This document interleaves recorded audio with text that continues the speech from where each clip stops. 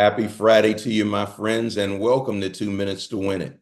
In Judges chapter 7, after Gideon reduces his fighting force down to 300 men at the direction of God, we're told that he proceeds to defeat the Midianite army by having those same 300 men break the covering off their torches so the light will shine, then blowing the trumpet with a war sound while shouting, "The sword of the Lord and of Gideon, the sword of the Lord and of Gideon."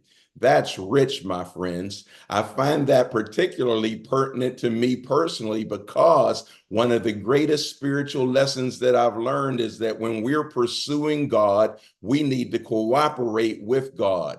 Cooperation with Him is how things get done. It is not we doing things in our own strength, by our own power, in our own human skills that gets great things accomplished. We'll see very little done that way.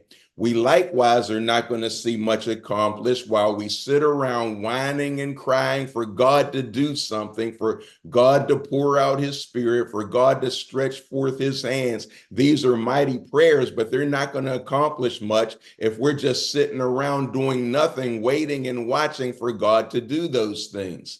No, the sweet spot of spiritual success is us leaning and depending on God for direction and for the things that He provides that are needed while we jump up and move following God's direction and using the things that He provides. The sword of the Lord and of Gideon emphasizes that truth, and that same concept is repeated over and over and over again in the scriptures. Yes, my friends, it is not necessarily God alone, and it certainly isn't man alone. The modus operandi, the primary mode of operation that God seems to use over and over again, is God, His strength, His resources working through we mere mortal human beings. Have a great weekend. Remember, cooperation with God is how great things are accomplished. I love you much. Bye-bye.